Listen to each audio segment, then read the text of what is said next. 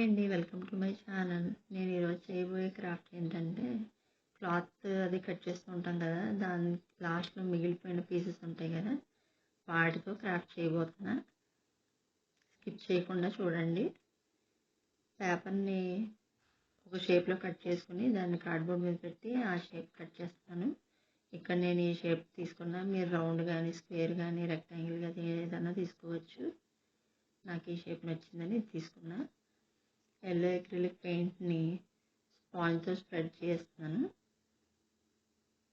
ఆ paint apply చేసిన తర్వాత ఇలా మిగిలిపోయిన క్లాత్ పీసెస్ ఉంటాయి కదండి, వాటిని పేపర్ రోల్స్ ఎలా చేస్తామో అలాగా ఇలా రోల్లో చేసేసుకుని క్యూబ్స్ లాగా గమ్ పెట్టి అంటించేస్తే అది ఇంక ఊడిపోదు. అలా కొన్ని చేసుకున్న తర్వాత కార్డ్బోర్డ్ ఫ్రేమ్ మీద చుట్టూరా అంటిస్తుంది అనమాట దీన్ని. ఇక్కడ నేను ఒకటే క్లాత్ తీసుకున్నా అండి. వేరే సపరేట్గా వేరే క్లాత్ పీసెస్ ఉన్న తీసుకోవచ్చు, అది కూడా బాగానే ఉంటుంది. నేను ఇక్కడ ఒక వినాయకుడి బొమ్మను డ్రా చేస్తున్నానండి. మీ ఇష్టం ఏదైనా డ్రా చేసుకోవచ్చు. ఎలిఫెంట్స్ కానీ, పువ్వులు కానీ ఏదైనా డ్రా చేసుకోవచ్చు. డ్రా చేసిన తర్వాత వినాయకుడు హైలైట్ అవ్వాలని చెప్పి నా దగ్గర రెడ్ స్టోన్స్ ఉంటే అవి వాడుతున్నాను. ఇదే ప్లేస్లో మీరు క్లాత్ని కూడా వాడచ్చు. గోల్డ్ బాల్ వేసి ఉంటుంది కదా, దాన్ని పైనుంచి పెడుతున్నాను. అలా ఒక 5-6 పెట్టిన.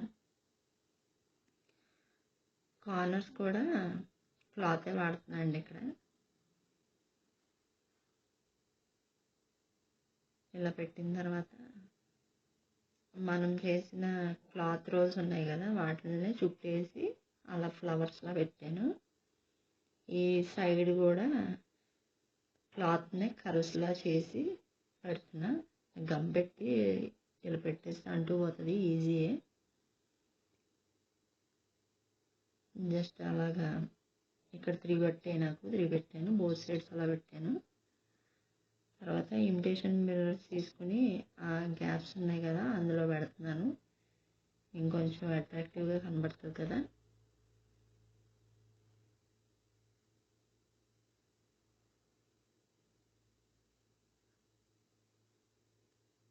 ఫ్రేమ్ మీద కూడా పెడుతున్నాను. క్లాత్ ఫ్రేమ్ ఉంది కదా, ఆ ఫ్రేమ్ మీద కూడా అక్కడక్కడ పెట్టాను మిర్రర్స్. ఫైనల్ లుక్ అయితే ఇలా ఉందండి.